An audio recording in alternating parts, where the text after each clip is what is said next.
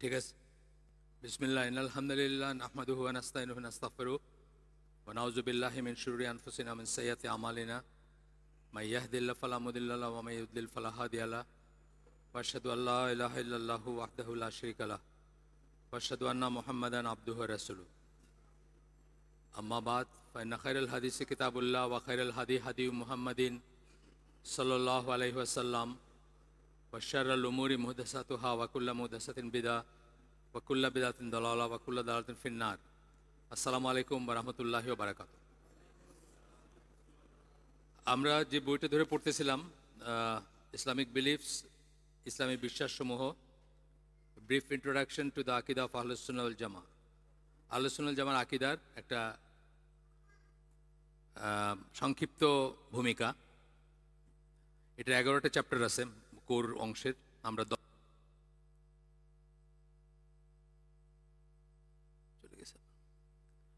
10 নম্বরটা এক্সটেনশনে আমরা অন্য 2টা বই থেকে পড়লাম বা পড়তেছিলাম। একটাতে আমরা বিদাতের কুপ্রভাবগুলো পড়তেছিলাম এখান থেকে, আর এখান থেকে নানা রকমের জিনিস। তো এখানে আর জাস্ট 5 মিনিট আমি ব্যয় করব এটাতে। আমরা আজকে শুরু করছি ধরেন 25, 24, 23 শুরু করছি, 7টা 24, 23, 24 আমরা ইনশাল্লাহ 8টা 25 ভিতরে শেষ করে দেব। তো মিনিট 5 আমরা একটু রয়ে গেছে। যদিও আমি বিদাত নিয়ে আলোচনা করতেছি, এটাতে আমাদের ভাইদের কারো কারো আপত্তি আছে যে এগুলো তো সবসময় শোনাই যায়, আপনিও এটা নিয়ে বললে আর কেমনে হইলো, মানে অন্য একটা কিছু নতুন কিছু বলার ব্যাপার না। তো যাই হোক, অল্প একটু বাকি আছে। জুমা সংক্রান্ত বিদাতের ভিতরে 1-2টা পড়ি আমরা। জুমার দিনে সফর করতে নেই এটা মনে করো, অনেক মানুষের কিন্তু একটা ধারণা আছে জুমার দিনে সফরটা ডিসকারেজ টু সাম এক্সটেন্ট। জুমা করে কোনো ওই পিকনিকে যাওয়া একটা কোশ্চেন আনসার আছে, পিকনিকে যাইতেছেন জুমা মাঝখানে, এটা তো হতে পারে না, কিন্তু প্রয়োজনে সফর করতে পারেন। এটা বলছেন যে এটা যদি মনে করেন যে সফর করা যাবে না, সেটা ইটসেলফ একটা বেদাত। আচ্ছা, এই দিনে কোনো কাজ করতে নেই ভাবা, আমাদের জন্য কিন্তু কোনো ছুটির দিন নাই, আপনি জানেন তো। ইহুদিদের ছুটির দিন আছে, খ্রিস্টানদের ছুটির দিন আছে, আমাদের রিয়েলি কিন্তু জুমা কিন্তু ছুটির দিন না। কারণ নামাজের পরেই আপনি আপনার উপার্জনের জন্য আপনার দোকান খুলে বসতে পারেন, যা খুশি তাই করতে পারেন। সালাতের পরে, আজান পড়ার থেকে নিয়ে সালাত পর্যন্ত ব্যাপারটা সূরা জুমার আয়াতে আসছে বা অন্য জায়গাতেও আসছে। আচ্ছা, এরপরে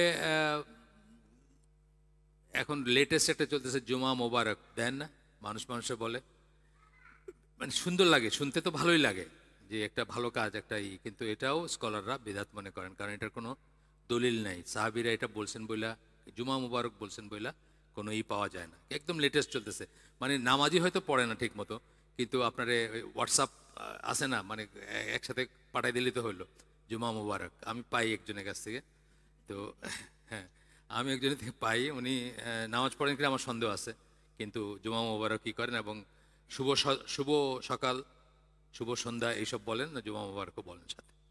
যাই হোক, এরপরে আরও এরকম আছে, ওই আজানের সময়, আজানের আগে দিয়ে মাইক ট্রায়ালের নামে কিন্তু একটা তেলাওয়াত হয়। আপনাদের এখানে হয়, আমার এখানে হয়, রেগুলার হয়, একই সময় হয়। 10টার দিকে সূরা রহমানের কিছু আয়াত পড়বেন মাইক ট্রায়ালের নামে। এটা এটা এটা একটা একটা রসম হয়ে গেছে। এটা না শুনলে মনে হয় যে মুয়াজ্জিন সাহেবের বোধহয় অসুস্থ বা এরকম কিছু। আমার পাড়ায়, অন্য জায়গায় অন্যরকম হইতে পারে। আচ্ছা, এছাড়া ওই আপনার সম্মিলিত দোয়ার কথা বলছেন, এগুলো আপনি জানেন সব। তারপরে শবকতের কথা বলছেন, বিদাত, শবকত সংক্রান্ত বিদাত হচ্ছে মিষ্টি বিতরণ করা, মনে করা যে ওই দিন ভালো খাইলে সারা বছর ভালো খাবেন। এরকম অনেকে খায়, কিন্তু গরু মাংসের দাম বেড়ে যায়, আপনি দেখবেন যে ওই দিন ভালো খেলে বাকি সারা বছর ভালো খাবেন। আচ্ছা, দোয়ার ভিতরে উচ্চস্বরে দোয়া করা, ফরজ নামাজের পর, বিবাহ বন্ধনের পর, ইফতারের পূর্বে, ঈদের নামাজের পর, জানাজার নামাজের পর, এগুলো সবই আমাদের দেশে হয়। জানাজার নামাজের পর, দাফনের পর, জলসার শেষে, দার্সের শেষে একত্রে হাত তুলে দোয়া করা ও আমিন আমিন বলা। এটা গেল কিছুটা, মানে আমরা স্কিপ করে করে পড়তেছি জাস্ট। আপনার জিকিরের বিদাত, জামাতে জিকির করা, আল্লাহু আল্লাহু আল্লাহু আল্লাহু আল্লাহু বলার কোনো মানে নেই আসলে, আপনি জানেন।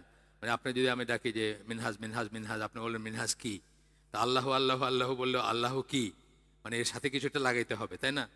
তো এইরকম আমাদের গ্রাম দেশে লা ইলাহা ইল্লাল্লাহ দিয়ে শুরু হয়, শেষ পর্যন্ত ইল্লাল্লাহ ইল্লাল্লাহ, মানে আল্লাহ ছাড়া তার কখনো এটা শুধু হুতে চলে আসে, আল্লাহুর হুতে চলে আসে। এই যে আপনি জানেন সব এগুলো, তারপরও আসতেছে অজুর ব্যাপারে যেমন গর্দান মোছে করা একটা খুব প্রচলিত, অনেক দিন পরেও মানুষ এটা ছাড়তে পারে না আসলে। অভ্যাস তো, মানে মনে কষ্ট লাগে, বা মনে কষ্ট না ঠিক একটা টেনশন লাগে যে আসলে হইলো কিনা অজুটা, সেটা আর কি। আমারও লাগছে অনেক দিন মনে হয়েছে যে ঠিক করতেছে তো, যখন প্রথম শুরু করি। গর্দান মোছে করা, যেমন এটা আকাশের দিকে তাকায়া ইন্না আনজালনা পড়া, এই সমস্ত আছে আর কি, আপনি জানেন হয়তো। তারপরেও মৃত্যু জানাজা ঘিরে তো অনেক বিধাত আছে, যেমন তার মাথার কাছে, মৃতের মাথার কাছে কোরআন শরীফ রাখা, সূরা ইয়াসিন পড়া, মুমূর্ষুকে কিবলামুখী করা, নবী ও আহলে বায়তের ইমামগণের নাম নিয়ে তালকিন করা, এগুলো আছে। আপনি হয়তো জানেন না, বা আপনার আপনার ফ্যামিলিতে হয়তো নাই, কিন্তু এগুলা দেশে ছড়াই ছিটে আছে, অনেকখানে আছে। এগুলা অবশ্যই করা আপনার কি বলে বর্জনীয়, এবং এটা ওয়াসিয়ত করে যাওয়া উচিত। আমরা যারা ফ্যামিলির আমির অথবা পুরুষ, তারা বাবা যারা, অথবা তাদের ফুল ফ্যামিলিকে নিয়ে বসে এগুলো ক্লিয়ার করা উচিত এবং ওয়াসিয়ত করা উচিত যে এগুলো যেন আমাদের মৃত্যুর পরে না হয়। এই আপনি আপনার ফ্যামিলি, ইমিডিয়েট ফ্যামিলি না করলেও অন্যরা এসে কিন্তু ওই মায়া দেখাইতে গিয়ে, এই দেখাইতে গিয়ে তখন আর না বলতে পারে না অনেক সময়। এগুলা যেমন করা অনেক অনেক আছে, আমরা সব পড়বো না, আগেই বলছি স্কিপ করে একটু একটু পড়বো। মৃতের নামে কোরআনখানি, ফাতেহাখানি, 40 এগুলো তো আমরা পড়ছি আগে। কবর বাঁধানো, শিওর দেশে পাথরের উপর নাম খোদাই করা। বনানী গোরস্থানে গেছেন কখনো? একদম এখন থেকে কিনে রেখে দেওয়া আছে মানুষের, আবার যারা মরছে তাদেরই বাঁধানো আছে। কোনো একটা দেশের, আমি ভুলে গেছি, সিরিয়া অথবা ওই রকমের ইরাকের কোথাও, যে আপনার পুরা ড্রয়িং রুম সাজায় দেয় ইসের ভিতরে, কবরের ভিতরে, সোফার থেকে নিয়ে সব কিছু আছে আর কি, যে মানে ওনার তো দরকার লাগবে ওইখানে যা যা দরকার সব। আচ্ছা, এরপরে আপনার আরও আমরা দেখি 2-4টা।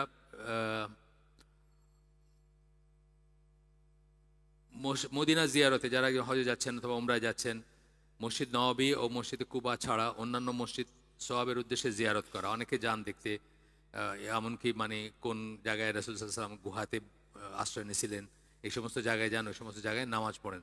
যখন এখন তো জমজম কূপে যাওয়া যায় না মক্কায়, আগে এক সময় নিচে নেমে দেখা যেত, তো ওই নিচেও এখানে মানুষ সমানে নামাজ পড়তো আর কি, মানে ওইটাকে স্পেশাল মনে করে নামাজ পড়তো। এই ধরনের যেগুলো করা হয়। বিয়ে নিয়ে তো আমাদের দেশে কোনো শেষ নাই, বিয়ে নিয়ে মানে এখন তো 5টা অনুষ্ঠান, যে জন্য আমাদের ইয়াং ভাইরা সাহস করে বিয়ে করতে পারে না। একটারই খরচই সামলাইতে পারে না, 5টা এখন, 5টাই আর কি, মানে এবং প্রত্যেকটাই আপনার একটা বিয়ের সমান খরচ। যারা বড়লোক বা যারা একটু পয়সা আছে তাদের এই অবস্থা। এগুলো নিয়ে অনেক অনেক কুপ্রথা ছিল বা আছে এখনো। কোর্টশিপ হচ্ছে কি? কোর্টশিপ হচ্ছে বিয়ের আগে মেলামেশা করা, একে অপরকে জানা, এগুলা এগুলা আছে। আমাদের একটা মেয়ে আছে, ফ্রান্সে থাকে, খুবই দিনদার মেয়ে, আমাদের এক ভাইয়ের মেয়ে। তো সে তো তার 2টা বিয়ে ভেঙে গেছে, খালি বিয়ের কথাবার্তা মোটামুটি ঠিক হওয়ার পরে ছেলে এখন একান্তে কথা বলতে চায়, এখান থেকে ফোন করছে, একান্তে কথা বলতে। মেয়ে বলে যে এ তো ইসলামে কোনো বুঝই নাই, এইভাবে 2টা বিয়ে ভাঙছে, একান্তে কথা বলতে চায় দেখে। একটু জানাশোনা দরকার, নিজে একে অপরকে জানার ব্যাপার আছে না। ইসলামী ডেটিংও তো আছে এখন, আপনারা একটু দেখেন নাই, একজনের একটা আছে, এই যে ছোট্ট কি বলে এটা, নাটকের মতো ছোট্ট, যে একটা ফুড কোর্টে বৈশা করতেছে, তো মেয়েটা হিজাব পরা, তো একটু লজ্জা পায়, বলতেছে আমার আব্বার সাথে কথা বলেন আপনি, মানে ইসলামী আর কি ডেটিং। দেখছেন নাকি জানেন না, আমি নাম বললাম না, উনি আমার সাথে ব্লগিং করতো, যিনি এই ফিল্মটা বানাইছে, একটা ছদ্মনামে ব্লগিং করতো, জামাতি ঘরানার আর কি, কিন্তু উনি তো করে ফেলছে এটার উপরে, মানে নাটক হয়ে গেছে। আচ্ছা, এরকম আরও আছে, বরযাত্রী কয়জন যাবে, এগুলো মানে অনেক, এগুলো জুলুমও আর কি, এগুলো তো যৌতুক আসলে। বরযাত্রী কয়জন যাবে আপনাদের অঞ্চলে জানি না, সিলেট, চিটাগং, আমার দেশ তো সিলেট, চিটাগং এবং অন্য জায়গায় দেখা যাবে যে এটা একটা বার্গেন পয়েন্ট। চিটাঙ্গে অবশ্য, আমাদের দেশ অবশ্য ইন হান্ড্রেডস, আর চিটাঙ্গে হচ্ছে ইন থাউজেন্ডস, মানে আমাদের দেশে হলো কত শ যাবে এটা নিয়ে বার্গেন হয়, চিটাঙ্গে হলো কত হাজার যাবে এটা নিয়ে বার্গেন হয়, এবং যে যার বিয়েতে যত হাজার গেল এটা নিয়ে আবার গর্ব হয় যে আমাদের বিয়েতে এতজন খাইছে, মানে বেশ ধার্মিক ফ্যামিলিও এটা নিয়ে গর্ব করে। আচ্ছা, এমনি আইডিয়ালি কি একটা মেয়ের বাবার 0 খরচ হওয়ার কথা ছিল, 0 খরচ বিয়েতে। কত কঠিন করে ফেলছি আমরা, জমি জমা বেচা মানুষের খাওয়ায়া, তারপরেও খোটা, তারপরে যতদিন মানে চলতে থাকে এটা। আমাদের সিলেটে তো ইফতারের জন্য জমি বেচে গরিব বাবারা, ইফতারি পাঠানোর জন্য, বৎসরে রোজার সময় শ্বশুরবাড়িতে ইফতারি পাঠাইতে হবে, নাইলে মেয়ের ইজ্জত থাকবে না, মেয়েরে খোটা দিবে। তো এখান থেকে জমি বিক্রি করে ভার দিয়ে ইফতারি, আবার এমনি আপনি একটা প্যাকেটে হাতে নিয়ে নিলেন, তাহলে আর কি হলো, ভার দিয়ে নিয়ে যাবেন, বা আপনার মাইক্রোবাস বইরা বা গাড়ি ভ্যান বইরে নিয়ে যাবেন আর কি ইফতারি। শুধু তাই না, এই যে আম কাঁঠালের দিনে আবার আম কাঁঠাল পাঠাইতে হবে ভ্যান বইরা মেয়ের বাড়িতে। এই সমস্ত কিছু আসলে ইসলামে তো কোনো ব্যাপারই নাই এবং খুবই সহজ ছিল। মেয়েরা কিন্তু একটা বেটার ইসে ছিল ইসলামে অলওয়েজ, যে মানে মেয়ের বাবা তার কাছে এসে ধর্ণা দিত মানুষে কেমনে করে, কারণ প্রেম প্রীতি তো নাই ইসলামে। এখন কোনো মেয়েরে আপনি ধরেন কোথাও শুনছেন যে এখানে খুব ভালো একটা মেয়ে আছে বা অমুক মেয়েটা খুব ভালো, আপনার মা বলছে, বোন বলছে, আপনার ফার্স্ট করণীয় কি? ওর বাপের কাছে গিয়ে ধর্ণা দেওয়া, কারণ ওয়ালি ছাড়া বিয়ে হবে না ইসলামে। তো ইসলামের বিয়ের সিস্টেম ছিল আলাদা, এখন তো চেঞ্জ হয়ে গেছে আর কি। এবং ইসলামের বিয়েতে একজন বাপ যদি একটা দিনদার পাত্র দেখে সে প্রপোজ করতো, নবী পয়গম্বরদের বেলায় করছে, মুসা আল্লাহ সাল্লামকে প্রপোজ করছেন, বা আপনি এটাই সিস্টেম ছিল একটা ভালো। ইজাব কবুলের সময় দেখেন মেয়ের বাবা কিন্তু প্রস্তাব করে, আপনি প্রস্তাব করতেই পারেন একটা ভালো ছেলেকে। এখন এটা খুব লজ্জার ব্যাপার হয়ে গেছে, এই যে ছোট লোক বা যে মেয়ের বাবা ই করে তার ইজ্জতটা কমে গেল না, যে বেটা ছোট লোক বা আগে বেড়া মেয়ের বিয়ের প্রস্তাব করে, কিন্তু এটা কিন্তু ট্র্যাডিশন ছিল, ইসলামের ট্র্যাডিশনে ছিল। আচ্ছা, তালাকের বিধাত ছোট্ট করে এক লাইন করে পড়ে যাচ্ছি। তালাকের বিধাত হচ্ছে যেমন পিরিয়ড চলা অবস্থায় তালাক দেওয়া, এটা এটা হচ্ছে বিধাত। বা যেই তো মানে যেই পবিত্র অবস্থায়, যে পবিত্র সময়ের ভিতরে মেলামেশা হয় ওই সময় তালাক দেওয়া, এটা হচ্ছে বিধাত। এরকম আরও আছে, আপনার নবী দিবস, ফাতেহা ইয়াজদাম, এগুলো শোনেন না? নামগুলো বাংলাদেশে শোনেন না? আখেরি চাহার সোমবার, এগুলো শোনেন না? এরকম অনেক কিছু আছে যেগুলা আবিষ্কৃত। ঈদের বিদাত যেমন কোরাসে তকবীর পড়া,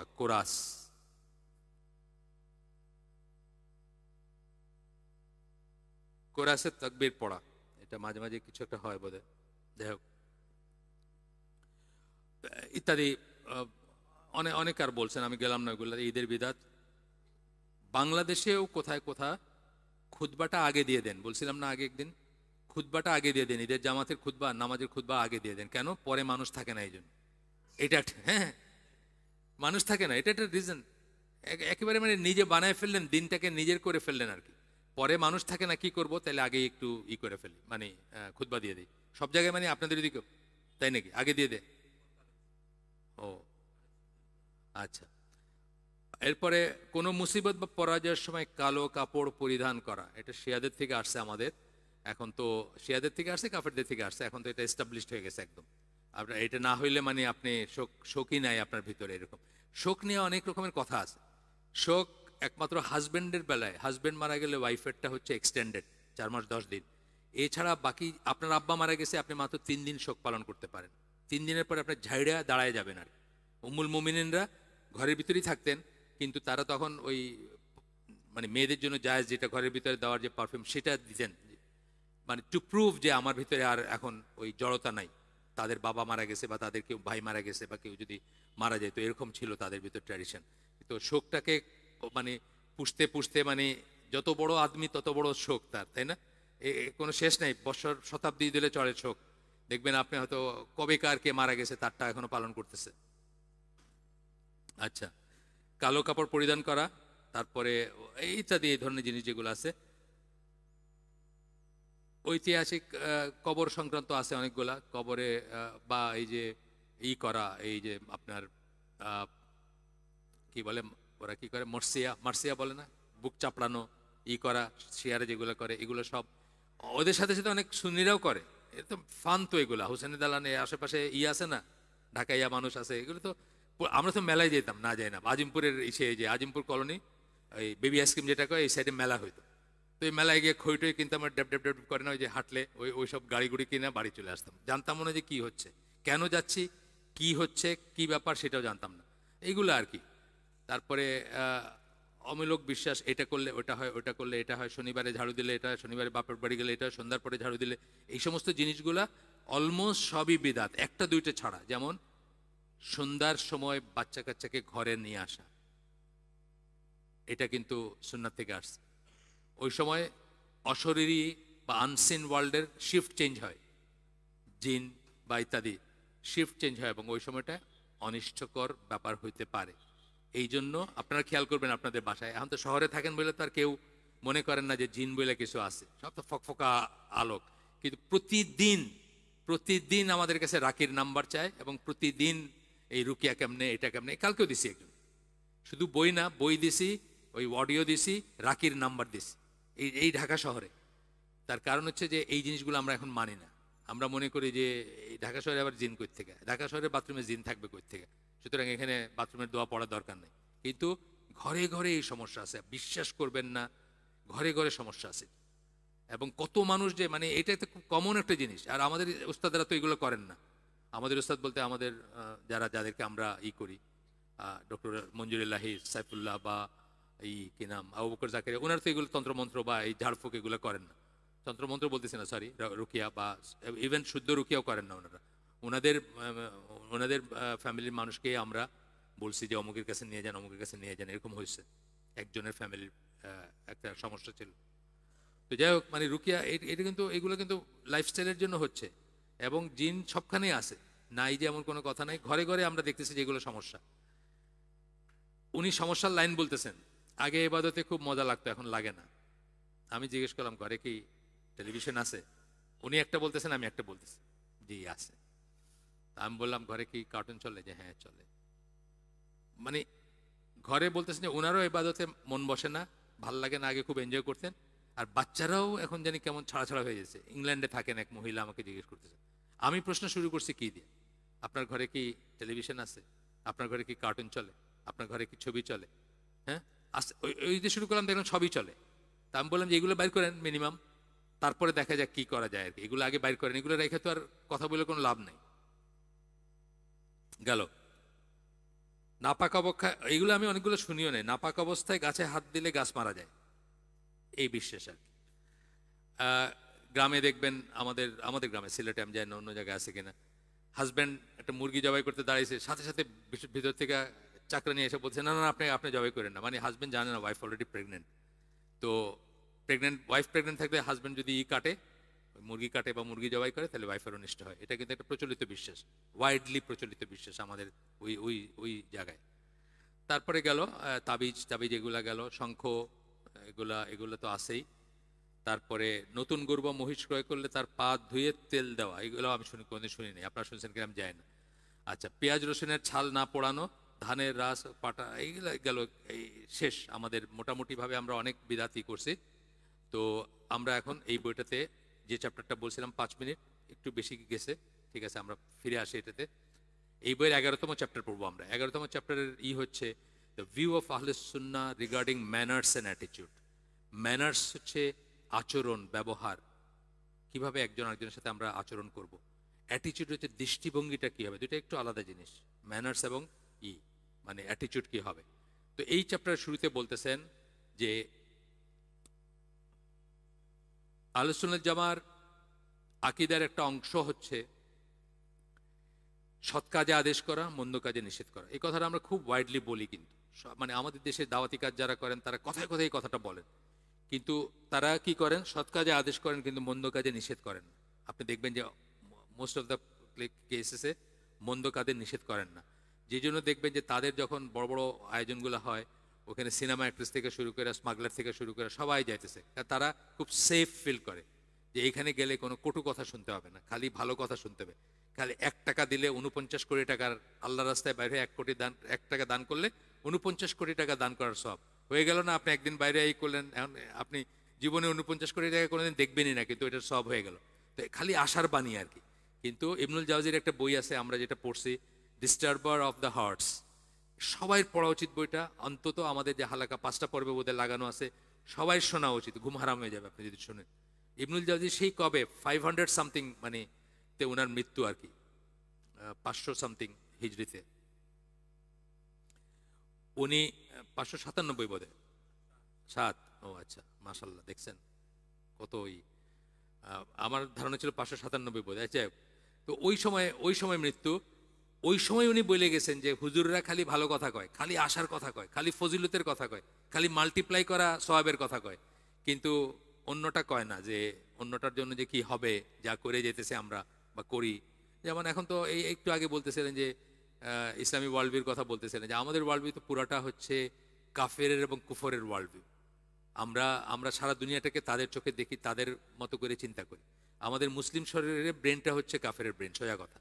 তাদেরকে আমরা আদর্শ মনে করি, তাদের মতো হইতে চাই, তাদের মতো চলতে চাই, তাদের মতো কাপড় পরতে চাই, তাদের মতো টয়লেটে যাইতে চাই। এখন সবকিছু তো গেছে, এখন টয়লেটটাও তাদের হয়ে গেছে, বুঝছে না, ঘরের ভিতরে টয়লেট। এখনো সৌদি আরবে দেখবেন একটু কনজারভেটিভ জায়গায় ঘরের ভিতরে টয়লেট না, কিন্তু আলাদা বাইরে, ঘরের ভিতরে টয়লেট। কত কত সময় আপনাকে মাসলা জিজ্ঞেস করে না যে এখানে অজু আর টয়লেট তো একই জায়গায়, এখন অজু করতে গেলে কি বিসমিল্লাহ বলা যাবে ওইখানে? এটা তো টয়লেটের ভিতরে। মানে সমস্যাগুলো তো আমাদের করা। কেন করা? যে আমাদের ওয়ার্ল্ড ভিউ হচ্ছে ওদের ওয়ার্ল্ড ভিউ। ওরা যা ঠিক মনে করে, ওরা যা সুন্দর মনে করে, ওরা যেভাবে করতেছে সেটাকে আমরা আমাদের মানে আরাধনার বিষয় মনে করি, যে ওইটা আমাদের হবে বা ওইটা আমরা অ্যাচিভ করব, সেটাই আমরা চাই। আমাদের লাইফস্টাইলটা পুরাটাই ওদের মতো।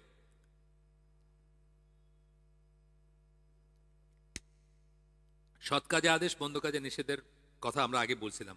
প্রথম সৎ কাজে আদেশ কোনটা? হাত তুলেন, বললেন না কেউ। প্রথম সৎ কাজের আদেশ কোনটা?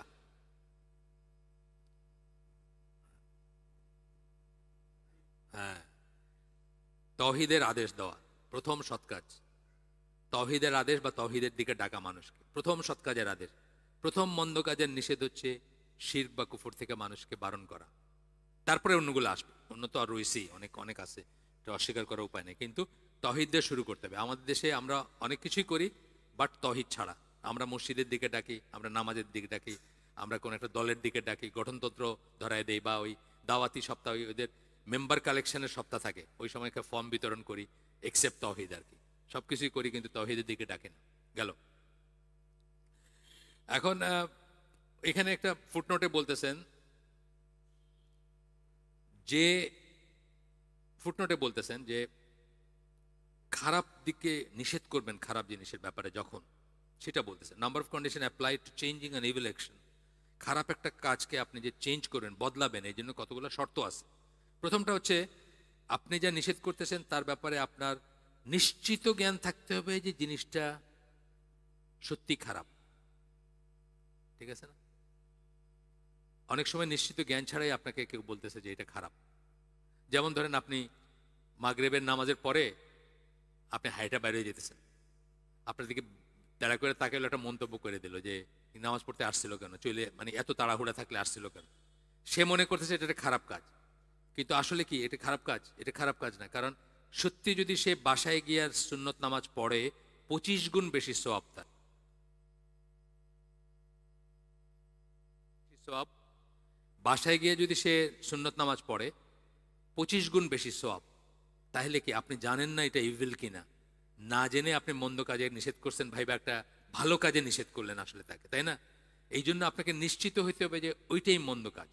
ধরেন আমি এক হাতে হ্যান্ডশেক করতেছি, একজন করলে তুমি এই ইংলিশদের মতো এক হাতে করতেছো কেন? তুমি দুই হাতে এরকম করে করবা, কইরা এরকম এরকম করবা, মানে আদবের সাথে করো, এটা তো আদবের খেলাফ। এই যে উনি আমাকে বললেন যে একটা খারাপ কাজ করতেছে আমি হ্যান্ডশেক এইভাবে কইরা, এটা তো ওনার জ্ঞান নেই যে এটাই আসলে সুন্নাহ, ভাই আমি ঠিক কাজটাই করতেছি, এই কথাটা বলছেন প্রথম শর্ত।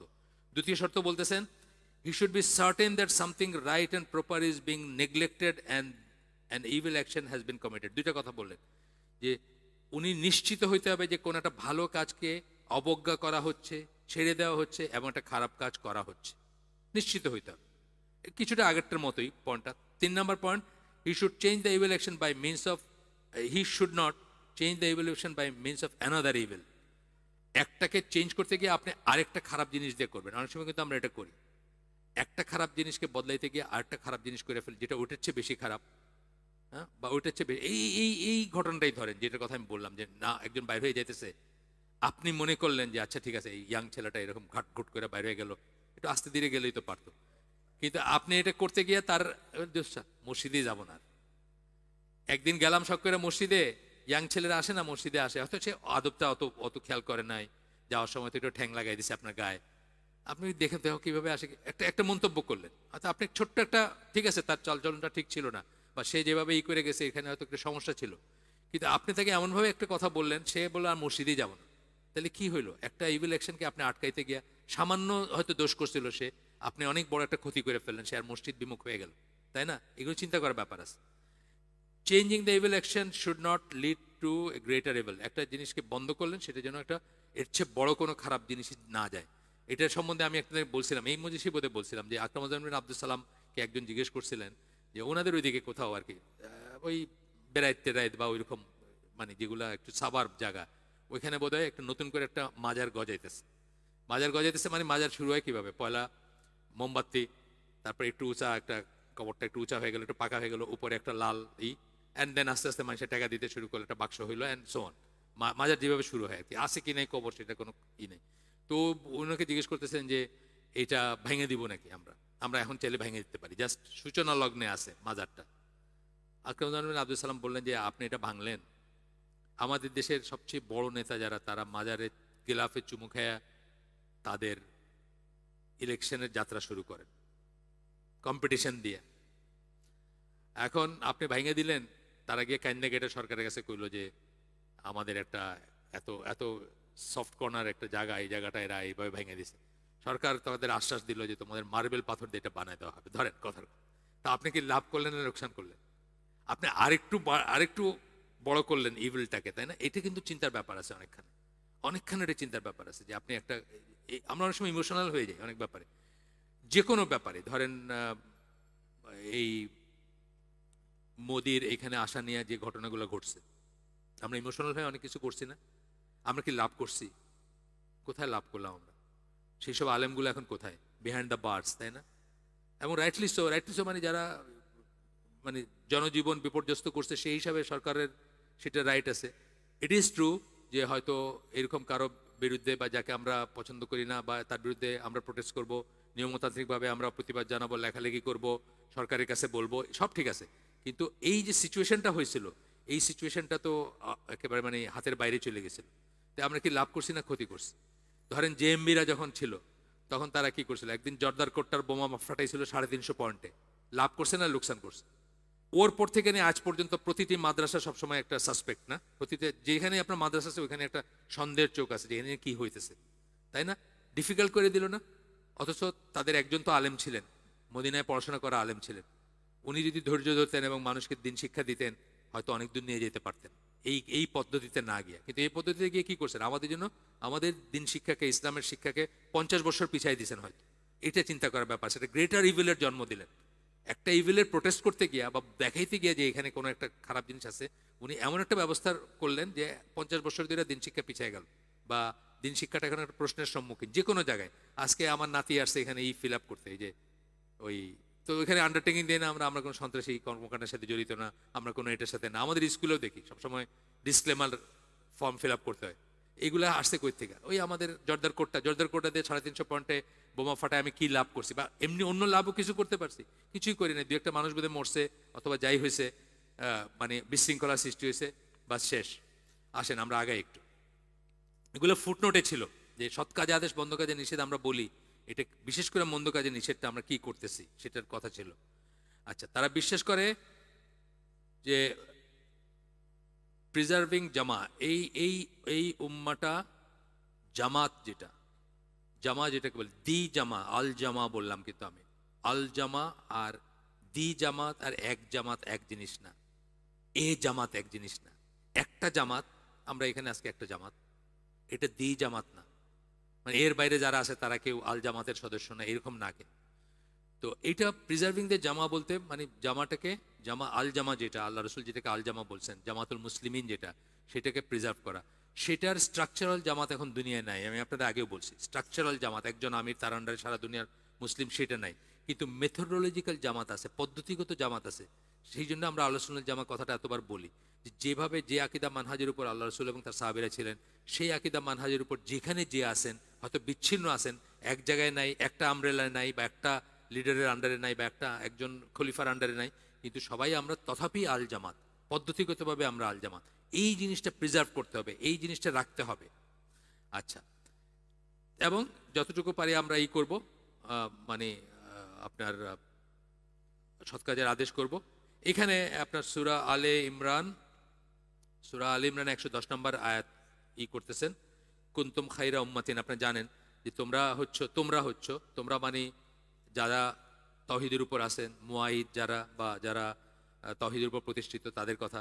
তৌহিদ ছাড়া কোনো ইসলাম নাই, সোজা কথা। যখনই তোমরা বলতেছি, ইসলাম বলতেছি, ইসলাম মানে তৌহিদ, তৌহিদ মানে ইসলাম, সোজা কথা। কোন সেন্সে? যে মানে তৌহিদের বাইরে কোনো ইসলাম হইতে পারে না, ওটা তো আলাদা জিনিস। তো এখানে তথাপি এই বইটা যারা লিখছেন, বা সৌদি আরবের বইগুলোতে সবসময় ওই এইটা বলে দেয়, মানে ইসলাম বললে ব্র্যাকেটে ইসলামিক মনোথিজম বলবে, বা সবসময় তৌহিদের কথাটাকে মনে করায় দেয় যে ইসলাম বলতে কিন্তু আমরা তৌহিদ বোঝাচ্ছি আসলে, বা তৌহিদের উপর প্রতিষ্ঠিত ইসলাম বোঝাচ্ছি, মানে যে কোনো রকমের ইসলাম না আর কি, সুফি ইসলাম, দেওয়ানবাগি ইসলাম, এগুলো না আর কি। যাই হোক, তো বলতেছেন যে you are the best of people ever raised for mankind, মানুষের জন্য সৃষ্টি করা, বের করে নিয়ে আসা বা নির্বাচিত, তোমরা হচ্ছ শ্রেষ্ঠ উম্মাত বা শ্রেষ্ঠ জনগোষ্ঠী বা শ্রেষ্ঠ জনসমষ্টি। ইউ এনজয়েন আল মারুফ, তোমরা সৎ কাজের আদেশ করো এবং মন্দ কাজের নিষেধ করো। সৎ কাজের আদেশ এই যে এখানে বলে দিয়েছেন, Islamic monotheism and all that Islam has অর্ডেন।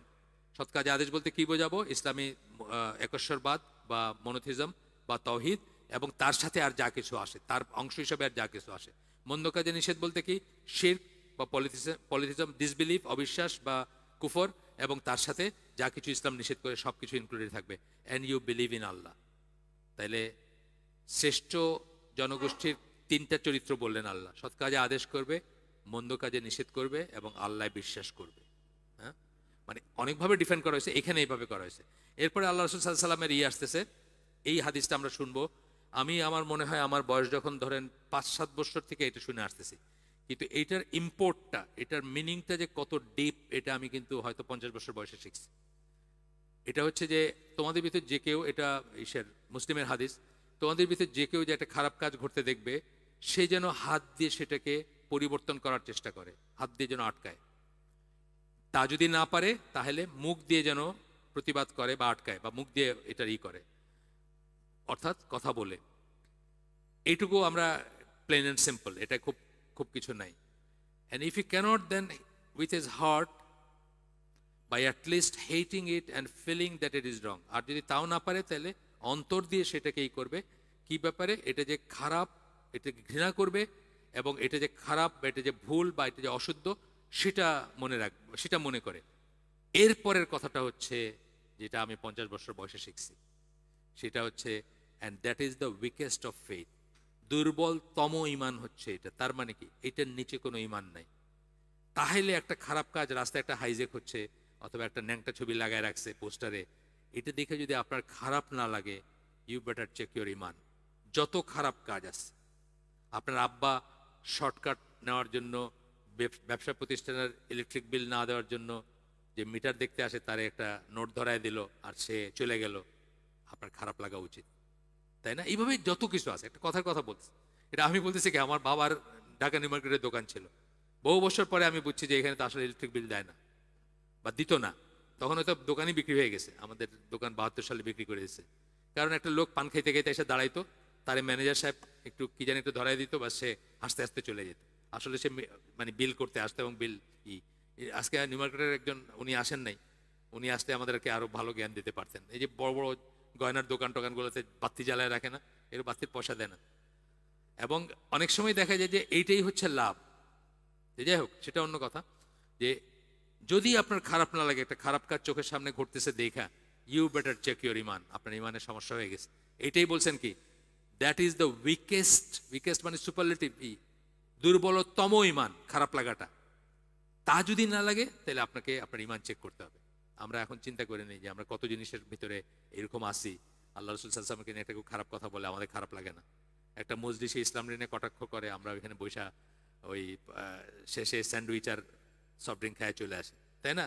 আমরা বরং মনে করি যে আমার দাওয়াত দিছে, রেডিসনে দাওয়াত দিছে, বা আমারে, বুঝছেন না, মানে খুব ফিল করি। ওইখানে কটাক্ষ করে দিল একটা, যে ইসলাম মেয়েদেরকে এরকম, বা আমাদের মুসলিম সমাজে মেয়েরা এরকম নিগৃহীত বলে আপনারে সুন্দর করে একটা বিষ ঢুকাই দিল, আপনি ওখানে শুনে চলে আসলেন, আপনার খারাপ লাগলো না?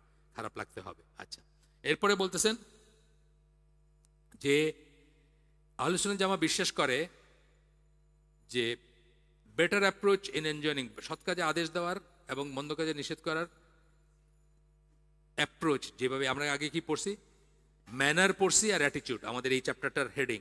তাহলে এটা কি বেস্ট বে? কি? কাইন্ডনেস, মানে দয়া, মায়া, সুন্দর করে কথা বলা। এখানে আমাদের মুখ্য জামাত যেটা বাংলাদেশে দাওয়াতি জামাত, এই পয়েন্টটাতে তারা ভালো, তারা খুব সুন্দর করে কথা বলেন। এই জিনিসটা আসলেই খুবই অ্যাপ্রিসিয়েবল। তারা সহজে, কিন্তু আমি তাদের অন্য রূপটাও দেখছি। মানে আমি তাদের ওই মানে উপরে পালক ভিতরে লোহার বলে না, একটা কথা আছে না, ভিতরে লোহার এটা ওই কাজী শাহেদ আহমেদ আছে একজন, নাম শুনে, কাজী ফার্ম, আজকের কাগজ যাদের ছিল, উনি একটা লেখা লিখছিলেন যে কি মানে এই যে মানে ইসলামী কথাবার্তা যারা বলে বা যারা দালাল, যারা পাকিস্তানি পন্থী, উনি যাদেরকে বোঝাইছেন আর কি, যারাই ইসলাম করে সবাই আর কি, তো তাদেরকে যেন আমরা উপরে পালক থাকলে ভিতরে যেন লোহার হাত থাকে, ওটা যে যেন ধরি আর কি, মানে ওনার একটা সাজেশন ছিল আর কি, যখন উনি পলিটিক্স করতেন, যখন উনি করতেন, এই যে লেখালেখি করতেন, আজকের কাগজ ছিল, উনি বিশাল বিশাল বড় লোক। এখন এখন পলিটিক্স চলছে, ছেড়ে ব্যবসায় লেগে গেছেন আর কি, কিন্তু যখন করতেন তখন উনি এমপির জন্য দাঁড়াইছিলেন কয়েকবার ফেল করার পর উনি প্রমিস করছেন যে আর কখনো দাঁড়াবেন না। যাই হোক, বিসাইড দ্য পয়েন্ট, কিন্তু উনি বলছিলেন যে এইভাবে ধরতে হবে আর কি, মানে যারা ওই পন্থী বলতে উল্টা সাইড আর কি, ইসলাম যারা করে বা ইসলাম নিয়ে কথা বলে তাদের কথা।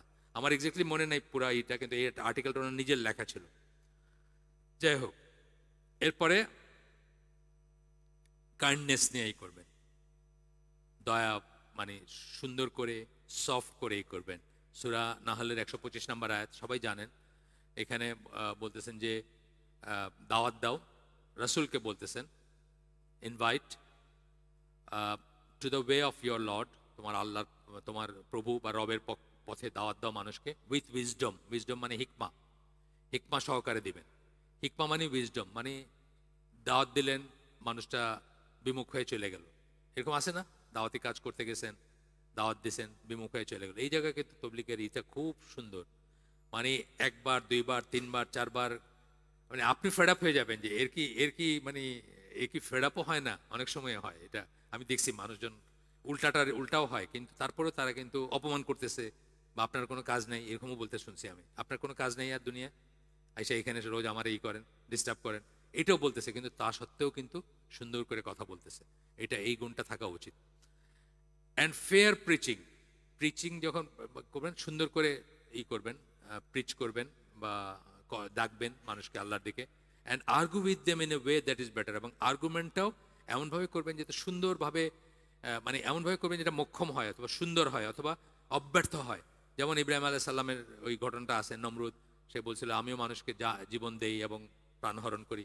সে বোঝাইতে চাইছে যে আমি চাইলেই তো যে করে কতল করতে পারি, আর কতল না করলাম মানে তো জীবন দিয়ে দিলাম। উনি কি বলছেন যে আমার রব পূর্ব দিক থেকে সূর্য উদিত করেন, আপনি পশ্চিম দিক থেকে করেন, তো আটকায় গেছে, সে আর কিছু বলতে পারেন না। বুঝছেন না? মানে এইটা আর কি, মানে এই যে এইটা মানে আর্গুমেন্ট, যেটা আর্গুমেন্ট করার জন্য, মানে মোক্ষম আর্গুমেন্ট যেন আমরা করতে পারি, সেটা আমরা শিখবো। এগুলো ট্রেনিংয়ের ব্যাপার আছে, দাওয়াতি কাজের জন্য ট্রেনিংয়ের ব্যাপার আছে। দাওয়াতের ওয়ার্কশপ হয় বিদেশে, আমাদের দেশে হয় না।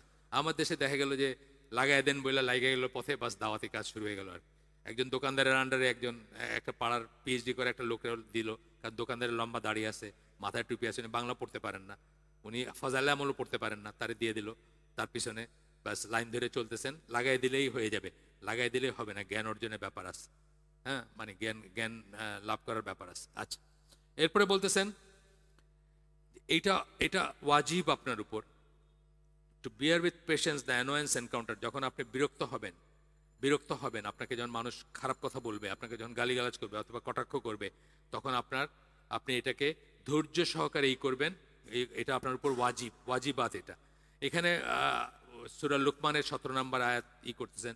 সূরা লুকমানের এই 12, 13, 14 এই সমস্ত আয়াতগুলো খুবই, মানে প্যারেন্টিং এর জন্য খুব দরকার। উনি তো ওনার ছেলেদেরকে বলে গেছিলেন যে এইটা করবা, এটা করবা, এটা করবা। আপনারা পড়ে দেখেন, এটার উপর একটা আমাদের লেকচার সিরিজ আছে, আমরা অডিও অবশ্য দিয়েছিলাম গ্রুপগুলোতে। আমার জামাই করছিল আর কি, 3টা পর্বে, অনেক বড় হয়েছিল, 3টা পর্বে আমি দিয়েছিলাম যে সূরা লুকমানের শিক্ষাটা কি, প্যারেন্টিং এর পয়েন্টে শিক্ষাটা কি, মানে ছেলে মেয়েকে বলার ব্যাপারে, বড় করার ব্যাপারে। আপনারা চাইলে আমি আবার দিব, ওটা অডিও ছিল, শুধু 3টা অংশে করছিল। সবাই তো আমাদের সাথে গ্রুপে নাই, তারপরে যদি আপনারা করেন আমি দিয়ে দিব, যেখানে বলবেন সেখানে দিব। আর সুন্দর ছিল, আমি এটাকে প্রোপাগেট করছিলাম। আর তো এখানে সূরা লুকমানের 17 নম্বর আয়াতে বলতেছেন আবারও, মন্দ কাজে নিষেধ বলতেছেন, আদেশ সূচক কথা বলতেছেন, সৎ কাজ আদেশ বন্ধ করে, and bear with patience whatever befalls you, এবং ধৈর্য সহকারে মোকাবিলা করবা অথবা সেটার সাথে থাকবা যাই আসুক তোমাদের উপরে। Verily these are some of the important commandments. এগুলা হচ্ছে কতগুলা আদেশ বা কতগুলা ইম্পর্টেন্ট কমান্ডমেন্টস বা অনুসরণীয় ব্যাপার বা এই ব্যাপার। ধৈর্যের কথা আমরা আগে বলছি, পরে আবার পাবো হয়তো, আমি জানি না। আলী রাদিয়াল্লাহু আনহু একটা আসার আমরা বলছি, মানুষের শরীরে যেরকম মাথা কেটে ফেললে যেমন মানুষকে কল্পনা করা যায় না যে মানুষটা থাকবে বা বেঁচে আছে, একইভাবে দিনের ব্যাপারে আলী রাদিয়াল্লাহু আনহু বলছেন যে ধৈর্য হচ্ছে সেরকম একটা জিনিস। ধৈর্য বাদ দিলে কোনো দিনের কাজ আপনাকে দেওয়া হবে না। আপনার যদি ধৈর্য না থাকে কোনো দিনের কাজ হবে না, আপনাকে দেওয়া হবে না। আচ্ছা, এরপরে বলতেছেন যে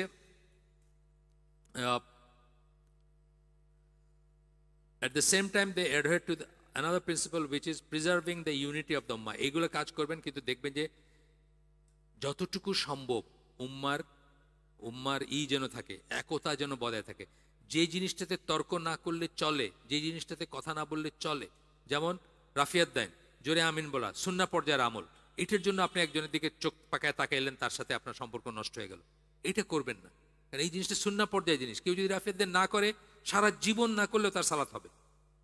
কেউ যদি জোরে আমিন না বলে, সারা জীবন না বললেও তার সালাত হবে। এইটার জন্য আপনি উম্মাকে ডিভাইডেড করে দিলেন, একজনের সাথে একজন মুখ দেখা দেখি নাই, দুই সাইডে আছে। এটা শুধু আমাদের তা না। আপনি বসুন্ধরার বড় মসজিদে জোরে আমিন বলা প্রতিরোধ কমিটি আছে, এবং জোরে আমিন বলবেন না এটা লেখা আছে বাইরে। হ্যাঁ, বললে আপনাকে সাথে সাথে ওই মাইক থেকে অ্যানাউন্স করবে যে যিনি জোরে আমিন বললেন দেখা করে যায়েন, তো এটা বলবে। তো উল্টাটাও আছে। তো এইগুলোর জন্য কি আমরা বিভক্তি করতেছি? 20 রাকাত 8 রাকাত। রমাদান হলো রাহমার সময়, রহমতের সময় না? রমাদান হলো এখনকার দিনে আমাদের জন্য ফিতনা টাইম, ইউনিটি টাইম না, ফিতনা টাইম। 20 রাকাত 8 রাকাত, বুঝছেন? 20 রাকাত 8 রাকাত, কয় মিনিট পরে ইফতার, সাথে সাথে না 3 মিনিট না 6 মিনিট শুরু হয়ে গেল। মানে কত ধরনের কথা, খালি বিভক্তির কথা। কিন্তু এগুলো আমরা যেখানে অ্যাকোমোডেট করা পসিবল আমরা এই করবো না। তারপর মসজিদে আপনি জানেন একটা বড় গন্ডগোল হয়েছিল 2 বছর আগে। এই মাগরিবের আজান দিয়েছে আর মানুষ এসে ভেঙে ফেলবে মসজিদ। একের মেয়র 2 জন, এক্স মেয়র এবং কারেন্ট মেয়র তখনকার, এখনো যিনি মেয়র, তারাও সব ওই পক্ষে। কারণ আপনাদের আজান শুনে আমাদের লোকে ভেঙে ফেলছে। আমি কইলাম ওই তাকওয়া মসজিদে, তোমাদের মাথায় ঘিলু নাই? আজানের সাথে ইফতারের কি? তোমরা ইফতার করো, আজান দাও 6 মিনিট পরে, অসুবিধা কি আছে? আজান ওদের সময় দাও না, অসুবিধা কি আছে? আজানের সাথে ইফতারের কি সম্পর্ক? ইফতার হচ্ছে সানসেট ব্যাপার। তাইলেই তো গন্ডগোলটা হইতো না। এই জিনিসটাতে হিকমা, যে আমরা শুধু শুধু কেন বিভক্তি করব। আজকে আলহামদুলিল্লাহ তাকওয়া মসজিদে জায়গা হয় না মানুষের। সিলেটে যখন এটা প্রথম হয়েছে তখন মনে হয়েছে যে এইদিন কে আসবে, এখানে কে আছে, কয়জন আছে, গুনতে পারতেন আপনি কয়জন মানুষ আলোচনাল জামার পদ্ধতির উপরে আছে, পথ পদ্ধতির উপর আছে। এখন তাকওয়া মসজিদে জায়গা দিতে পারেন। একটু ধৈর্য, শুধু শুধু যেটাতে বিভক্তি না আনলে চলে সেটাতে বিভক্তি আনবেন না। আচ্ছা, এরপরে এখানে আসতেছে একটা হাদিস আসতেছে, মুসলিমের হাদিস। এটা রিলিজিয়ান ইজ সিনসিয়ারিটি, নাসিহা। এই যে নসিহার যে হাদিসটা আছে, নসিহার অনেক মিনিং আছে।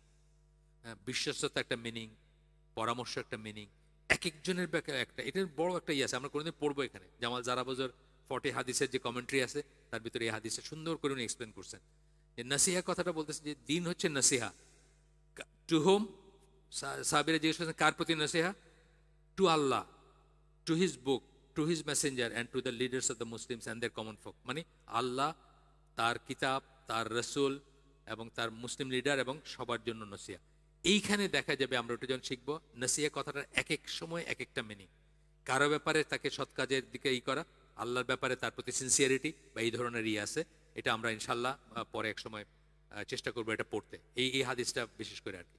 আচ্ছা, এরপরে আসতেছে যে রিচুয়ালস অফ ইসলাম, যেগুলা ইসলামের যেগুলা আমল, যেগুলা মানে আনুষ্ঠানিক আমল, সালাত, যেমন জুমার সালাত, নর্মাল সালাত, 5 ওয়াক্ত সালাত, এইগুলা যেগুলা, হজ, জিহাদ, ঈদ প্রেয়ার, এগুলো যেগুলা এখানে বলতেছেন যে ইসলামের যেগুলা প্রধান মানে কাজ অথবা রিচুয়ালস বা যেগুলা ইবাদতের কাজ, কিন্তু যেগুলা নিয়ম মেনে করতে হয়। কিছু কাজ আছে না নিয়ম মেনে, যেমন জুমার সালাদটা কতগুলো নিয়ম মেনে করতে হয় না? জুমার সালাদটাতে ধরেন জাস্ট ফর এক্সাম্পল, জুমার খুতবার আগে কোনো আলোচনা নেই, এটা একটা নিয়ম, এটা একটা নিয়ম না? তারপরে ধরেন খুতবাটা শোনার সময় কোনো কথা বলবেন না, তাকাবেন না, পিঠ চুলকাইবেন না, বা যা কিছু, এটা একটা নিয়ম। অনেকে বলে যে ওই বসে বসে আমি নোট করবো। আমি বললাম না, জুমার সালাতে নোট করা যাবে না, এমনকি আরেকজনদের চুপ করতেও বলা যাবে না। তো এই যে নিয়ম মেনে রিচুয়ালস যেগুলা, তো বলতেছেন যে জুমার সালাত এবং ডেইলি প্রেয়ার মানে ওয়াক্তিয়া সালাত, হজ, জিহাদ এবং ঈদের সালাত, এগুলো হচ্ছে আমাদের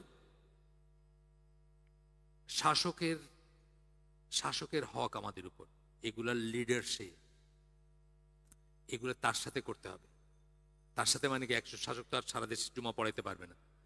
কিন্তু সে ডেজিগনেট করবে কে পড়াবে, এটা তার হক। কিন্তু মসজিদুল হারামে আইডিয়ালি বাদশাহ সালমানের পড়ানোর কথা, তার পড়ানোর কথা, সে পারে না শরীর অথবা যে কারণেই হোক, সে ডেজিগনেট করে দিচ্ছে আমাকে পড়াবে, এটা তার হক। হজের লিডার কিন্তু দেশের শাসক, সে যাচ্ছে না, আরেকজনকে ডেজিগনেট করে দিচ্ছে। জিহাদের লিডার কিন্তু দেশের শাসক, তার ডাকে, তার আন্ডারে, তার মতো করে জিহাদে যুক্ত হইতে হবে।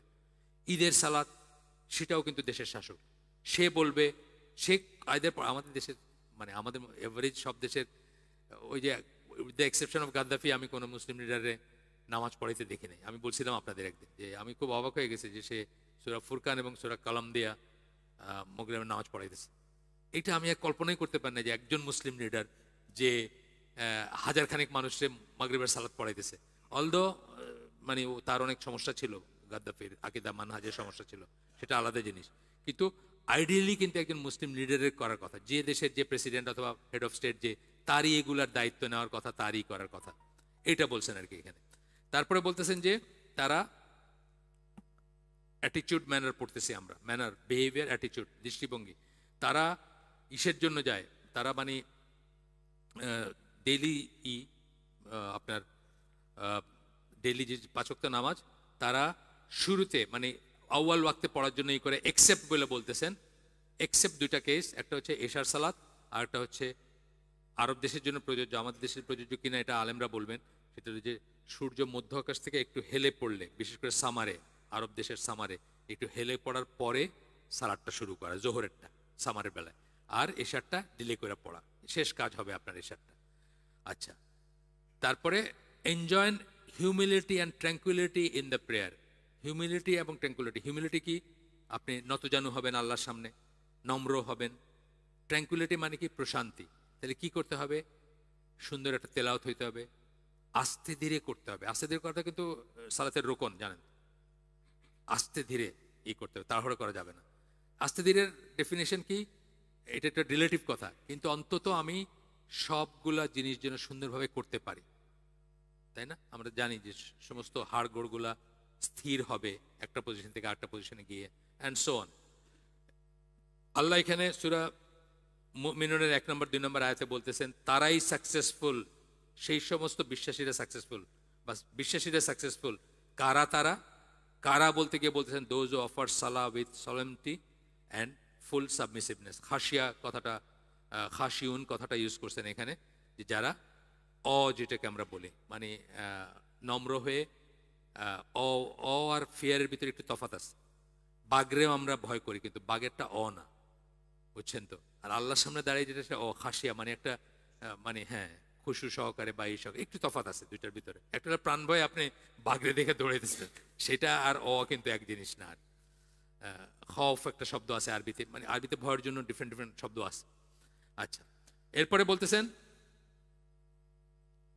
আমি কততে শেষ করবো বলছিলাম? 25। আচ্ছা, এরপরে বলতেছেন যে আলোচনা জামা একে অপরকে কিয়ামুল লাইল বা তাহাজ্জুদ পড়তে করেন, অ্যাপ্রিসিয়েট করেন। আমাদের মসজিদ, আমি এই মসজিদের কথা জানি না, এই মসজিদে এশার নামাজের পরে আমি খেয়াল করি নাই, আমাদের মসজিদে একটু মুরব্বী যারা, তারা 100% বিতের নামাজ পড়ে বাড়ি যান। মিনিং কিয়ামুল লাইলের দরজাটা কিন্তু বন্ধ করে দিয়ে গেলেন, ইউজুয়ালি আমি বলছি, বন্ধ করে দিয়ে গেলেন। মানে তার মনে এটার কোনো প্ল্যান নাই। প্ল্যান থাকলে উনি কি করতেন? উনি সুন্নাহ নামাজের পরে আস্তে আস্তে বাড়ি চলে যেতেন, তারপরে করতেন একটাকে। এটা খুবই দুর্ভাগ্যজনক একটা ব্যাপার, এবং খুব ব্যাপার। আপনারা একে অপরকে অ্যাপ্রিসিয়েট করবেন। হাজব্যান্ড ওয়াইফকে, ওয়াইফ হাজব্যান্ডকে ব্যবস্থা করে দিবে, অ্যাপ্রিসিয়েট করবে। ভাই ভাইকে করবেন, যেন এইটা থাকে। এটা অত্যন্ত ফজিলতপূর্ণ একটা নামাজ, এবং আল্লাহর সাথে চুপি চুপি একা একা কথা কওয়া, কান্নাকাটি করা, মাফ চাওয়া, এবং জিনিস যা চাওয়ার আপনি চাওয়ার, এটা কিন্তু। এবং বহু মানুষের রিপোর্টে আসছে যে এই তাহাজ্জুদে কান্নাকাটি করার ফলাফলটা অব্যর্থ। আমি যখন সিঙ্গাপুর মুসলিম কমিউনিটি অ্যাসোসিয়েশনে যাইতাম, ওখানে একজন মালয়েশিয়ান মহিলা, বিজনেস ওম্যান, উনি বলছেন যে ওনার ক্রাইসিসে উনি কীভাবে তাহাজ্জুদে, একটা বই লিখছেন উনি, তাহাজ্জুদে কীভাবে আল্লাহর কাছে চাইছেন এবং কীভাবে এটার রেজাল্ট হাতে নাতে পাইছেন উনি। আমি আমার লাইফে দেখছি যে অনেক মানে এমন একটা জিনিস যেটা এমনিতে কোনো বুদ্ধিতে কোলায় না, এটা কীভাবে সলভ হবে, আসে না কিছু ব্যাপার, কোনো সলিউশন নেই এটার। কিন্তু এমন একটা সলিউশন আছে যেটা আপনি কোনো কল্পনা করেন না, এরকম আসবে আর কি, সেরকম সিচুয়েশন থাকে। তো এটা একটা করবেন, একে অপরকে করবেন, বিকজ আল্লাহ রসুল সাল্লাল্লাহু আলাইহি ওয়াসাল্লাম সবসময় করতেন। এবং এখানে একটা হাদিস কোট করতেছেন, আপনারা জানেন এটা, যে ওনার পা ফুলে যেত। আয়েশা রাদিয়াল্লাহু আনহার বর্ণনায় আসছে হাদিসটা, এটা হচ্ছে আপনার বুখারীর হাদিস। ওনার পা ফুলে যেত, তখন উনি বলছেন যে আপনি কেন এরকম করতেছেন, আপনার তো মানে আপনার তো গুনাহসমূহ মাফ করে দিয়েছে, পাস্টের এবং ফিউচারের, আগের এবং সামনের সব গুনাহ মাফ করে দিয়েছেন আল্লাহ, তবুও। তখন আল্লাহ রসুল বলছেন কি, should I not want to B thankful slave, আমি কি শুকরিয়া আদায় করব না, শুকরিয়া আদায়কারী একজন বান্দা হব না? তার বেলায় এটা ওয়াজিব ছিল, ঈশের নামাজটা, তাহাজ্জুদের নামাজটা। আমাদের বেলায় হয়তো ওয়াজিবাত নাই, কিন্তু আসলে এটা খুব বড় একটা আমল, এবং আমরা চেষ্টা করবো একে অপরকে অ্যাপ্রিসিয়েট করার চেষ্টা করবো, যেন এটা সাহায্য করার চেষ্টা করবো। ভাই দোকানটা বন্ধ করে দেন, এখন যান বাড়িতে গিয়ে আগে ঘুমায় যান, আছে না? চালায়েন না এটা, মানে মোবাইল ফোন নিয়ে ঘুমাবেন না, প্রথম কথা। বিছনায় যাবেন না মোবাইল ফোন, চেষ্টা করবেন মোবাইল ফোন, হয়তো অ্যালার্ম ট্যালার্ম থাকলে অন্য কথা। মোবাইল ফোন নিয়ে বিছনায় গিয়ে ওটাতে আবার কিছুক্ষণ হাতানো, এটা ডেঞ্জারাস একটা অভ্যাস। কারণ ওই সময় দেখবেন একটা থেকে আটটা যাইতেছেন, 2 ঘন্টা চলে গেল আপনার, হঠাৎ দেখলেন আর ঘুমাইছিলাম তো, শুয়েছিলাম 10টা, এখন 12টা বাজতেছে। মোবাইল ফোন নিয়ে বিছনায় যাবেন না। মোবাইল ফোনটা বলে ভাঙিয়েই ফেলেন পারলে আর কি। মানে বাল্ক মেজরিটির জন্য মোবাইল ফোন ভাঙিয়ে ফেলতে পারলেই ভালো, তাই না, থাকার চেয়ে। আচ্ছা, এরপরে মোবাইল ফোনরে এমন একটা অপরিহার্য ব্যাপার বানাইছে যে আর এখানতে বাইরেতে পারলেন না। কারণ এখন আপনার ঘরের এসি, ফ্রিজ, ওয়াশিং মেশিনও আপনি মোবাইল ফোনের অ্যাপ দিয়ে অফিস থেকে স্টার্ট করতে পারবেন না। কাপড়ের লোডটা দিয়ে গেছেন, ওয়াশিং মেশিন স্টার্ট করেন নাই, অফিস থেকে বসে অ্যাপের মাধ্যমে করতে পারবেন না। থিংস আর কামিং, আসতেছে সেই দিন। এসি অলরেডি হয়ে গেছে অ্যাপ দিয়ে, আর বাকিগুলো আসতেছে আপনার। মানে আপনাকে এমন আষ্টে পৃষ্ঠে বানতেছে যে আপনি 2+2=4 এটাও ভুলে যাবেন একদিন। মানে সময় আসতেছে 2+2 বলে আপনি মোবাইল খুঁজবেন, যে ওইখানে যে ক্যালকুলেটর আছে ওইটা থেকে দিয়ে দেখবেন যে 4 হয় কিনা আসলে। মানে আপনার কনফিডেন্স এই পর্যায়ে যাবে। যাই হোক, এরপরে আমরা আগাই। এরপরে বলতেছেন যে টাইমস অফ ট্রায়াল, যখন আমাদের ফিতনার সময় বা পরীক্ষিত হই, যখন আমরা, যেমন এখন আমরা পরীক্ষিত হচ্ছি না, সিলেটের যে বন্যাটা হয়েছে, কত বড় একটা পরীক্ষায় পড়ছেন, যাদের আছে তারাও, যাদের নাই তারাও, যাদের বাড়িতে পানি উঠছে তারাও, যাদের বাড়িতে পানি উঠে নাই তারাও। এই সময় কি ধৈর্য সহকারে দে উইল স্ট্যান্ড ফার্ম, তারা শক্ত থাকেন, ইস্তিকামা যেটাকে আমরা বলি। By being patient at times of calamity and being grateful at times of ease. যখন দুর্যোগ আসবে তখন ধৈর্য ধারণ করবেন, এবং ভালো দিন যখন আসবে তখন শুকরিয়া আদায় করবেন। দুইটাই কিন্তু জরুরি, দুইটাই অত্যন্ত জরুরি। ভালো দিনে শুকরিয়া আদায় করলেন না, হয়তো আপনার নসিবে আর হইলই না কোনোদিন শুকরিয়া আদায় করা। ভালো আছেন, আজকের দিনটা সুন্দর গেছে, আজকের দিনটা 2 বেলা খাইছেন, হ্যাঁ, কোনো জখম হয় নাই, পথে অ্যাক্সিডেন্ট হয় নাই, ইনটেক্ট আছেন, এক পিস আছেন, শুকরিয়া করেন, শুকরিয়া করে ঘুমাইতে যান, অ্যান্ড সো অন। আচ্ছা, এরপর বলছেন and being content with the will and decree of Allah. এটা অত্যন্ত ইম্পর্টেন্ট জিনিস। এইখানে কিন্তু আমরা অনেকের ইমানই নষ্ট হয়ে যায় আমাদের। উইল আর ডিক্রি অফ আল্লাহ, আল্লাহর নির্ধারণ। ধরেন আমার হাইট 5 ফুট 2 চেয়ে আর বাড়ে নাই, আমার খুব শখ ছিল আমি ইমরান খানের মতো লম্বা একজন হব, কথার কথা, খেলা দেখছি, আমার খুব শখ ছিল ওইরকম, কিন্তু আমার 5 ফুট 2। আল্লাহ নির্ধারণ না এটা, এটাতে সন্তুষ্ট থাকা, এটা না বলা যে দূরও কি একটা ফিগার হলো, মানে আমি সারা জীবন চিন্তা করছি পেস বলার হব বা কিছু একটা হব, আমার কি একটা শরীর হলো, আমি আর্মিতে ভালো করে অ্যাপ্লাই করতে পারলাম না, 5 ফুট 2 ইঞ্চি। এইটা না আর কি, যত রকমের নির্ধারণ আছে, শুধু এটা না, আমি এটা খুব একটা বললাম। আমাদের আরো ফাইনাল নির্ধারণ কি, আমাকে এই দেশে আল্লাহ জন্ম দিচ্ছেন, এই দেশটার উপর অসন্তুষ্টি প্রকাশ করা। দূর, এই দেশে মানুষ থাকে, এর কাদা, এর মশা, এখানে গরম, এইখান থেকে আমরা বলি না বিদ্যুৎ গেল গিয়া, 5 মিনিটের জন্য বিদ্যুৎ গেল গিয়া। আমি ঢাকা শহরে থাকছি, নিউপল্টন বলে যেটা, এই যে কবরস্থানের পাশে পিলখানা গেটের ওইখানে আছে না নিউপল্টন। ক্লাস 5 পর্যন্ত আমার বাসায় ইলেকট্রিসিটি ছিল না, চলছে না জীবন, পরীক্ষা চলছে, সব চলছে, ডাক্তার চলছে, কবিরাজ চলছে, পরীক্ষা চলছে, মেহমান আসছে, সবকিছু চলছে হারিকেনের আলোয়। আজকে কি 2 মিনিটের জন্য গেলে এই দেশে মানুষ থাকে, কারেন্ট চলে গেল। এইগুলো হচ্ছে আল্লাহর নির্ধারণের এগেনস্টে কথা বলা। আমরা কিন্তু অনেক সময় রিয়েলাইজ করি না। ডিক্রি এবং নির্ধারণ যেটা বললেন, দুইটা কথা বলছেন। একটা বলছেন যে আপনার ডিক্রি অফ আল্লাহ, আর একটা বলছেন বিং কন্টেন্ট উইল, উইল মানে কি, কাদা ওয়াল কাদার বলি আমরা, একটা কথা শুনছেন না? কাদা মানে হলো ফয়সালা, কাদের মানে হলো নির্ধারণ। যেটা আল্লাহর ফয়সালা একটা আর নির্ধারণ একটা, মানে একটু আলাদা। তাকদীর কথাগুলো সব একই রুট থেকে আসছে। কাদা মানে হয়তো ফয়সালা, অ্যাকচুয়ালি আল্লাহর যে ইচ্ছা, এটা আল্লাহর ইচ্ছা। আপনাকে এই বাপের ঘরে জন্ম দিয়েছেন, আপনি হয়তো চিন্তা করতেছেন আমার টেক্সাসে ছোট বুশের ঘরে জন্ম দিলে কত ভালো থাকতে পারতাম, পুরা রেঞ্চ আমার হইতো। তা আপনাকে আল্লাহ এই দিনমজুর বাপের ঘরে জন্ম দিয়েছেন। এটা হচ্ছে আল্লাহর ফয়সালা। আল্লাহর ফয়সালা এবং আল্লাহর নির্ধারণে আমরা সন্তুষ্ট থাকব। এটির উপরে আমি অনেককে রিকমেন্ড করি, একটা 4টা পর্বের একটা ভিডিও আছে ইংরেজিতে, যদিও বাংলাটা আমি জানি না। আল কাদা ওয়াল কাদার, মুক্তার মাগরিবি বলে একজন স্কলারের, আসলেই খুব মানে এনলাইটেনিং। এইটা কিন্তু ইসলামের খুব একটা ব্যাপার, ইসলামের কিন্তু খুব জটিল একটা ব্যাপার, কাদা ওয়াল কাদার। এটা নিয়ে মানুষে অনেক প্রশ্ন করে, অনেক মানুষ এটা বিশ্বাস হারাই ফেলছে। সবচেয়ে প্রথম ইসলামের মানে ইমানের যে রোকনটাকে মানুষ ত্যাগ করছে সেটা হচ্ছে এটা। 6টা স্তম্ভ তো ইমানের, 6 নম্বরটাকে মানুষ কিন্তু ত্যাগ করছে। 2 এক্সট্রিমে গিয়ে ত্যাগ করছে। কেউ বলছে যে কেউ কাদারি হয়েছে, কাদারি মানে যারা টোটালি কদরে বিশ্বাস করে না। আর জবরি হয়েছে কেউ, মানে মনে করে যে আমার কোনো চয়েসই নেই, সবকিছু আমি মদ খাইতেছি, এটা আল্লাহ খাওয়াইতেছে। দুইটাই ভুল, দুইটা এক্সট্রিম। আলোচনার যাওয়ার পজিশন হচ্ছে মাঝখানে। তো এটা নিয়ে পড়াশোনা করার ব্যাপার আছে, এবং এটা কনফিউজিং জিনিস। এটা নিয়ে বেশি প্রশ্ন, মানে জ্ঞান ছাড়া বেশি প্রশ্ন করা অথবা যার তার কাছে প্রশ্ন করা উচিত না। এটা অনেক মাঝে মাঝে কি জানি হয় আর কি, না হঠাৎ একটু পর পর, আমি তো আর ধরতেছি না ওটা।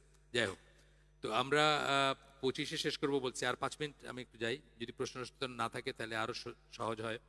এখানে করতেছেন, এখানে একটা আয়াত কোট করতেছেন, সূরা জুমার 10 নম্বর আয়াত, only those who are patient shall only those who are patient shall receive their reward in full without reckoning। শুধুমাত্র ধৈর্যশীলদের জন্য হিসাব ছাড়া, মানে বেহিসাব রিওয়ার্ড তারা করবেন। বেগাইরি হিসাব, এটা কোরআনের একটা ল্যাঙ্গুয়েজ, আপনারা জানেন কি এটা? আচ্ছা, বেগাইরি হিসাব আপনারা জানেন কোরআনের একটা টার্ম, মানে অনেক সময় অনেক অনেক জায়গায় আসছে এটা। তো হিসাব ছাড়া, মানে কোনো নাই। আচ্ছা, আরেকটা হাদিস আমরা পড়ি, এটা হচ্ছে সুনান তিরমিজির হাদিস, আলবানির মতে সহি। এখানে বলতেছেন, the greatest reward comes with greatest calamity. সবচেয়ে বড় দুর্যোগের সাথে সবচেয়ে বড় পুরস্কারটা আসে ওই সময় যে স্টেটফাস্ট থাকলো, ওই সময় যেই থাকলো। এই জন্য কি বদর সাহাবীদের একটা আলাদা আছে না? কেন বদর সাহাবীদের আলাদা এলিভেটেড স্ট্যাটাস কেন? ওটা খুব দুর্যোগপূর্ণ একটা দিন ছিল ইসলামের জন্য। ইসলাম শেষ হয়ে যেতে পারত ওই দিনে, এরকম একটা দিন ছিল। ওই সময় যারা দাঁড়ায় ছিলেন, পৃষ্ঠ প্রদর্শন করেন নাই, তাদের একটা স্ট্যাটাসটা এলিভেটেড এবং তাদের রিওয়ার্ডটা অন্যরকম ওই সময় যারা ছিলেন।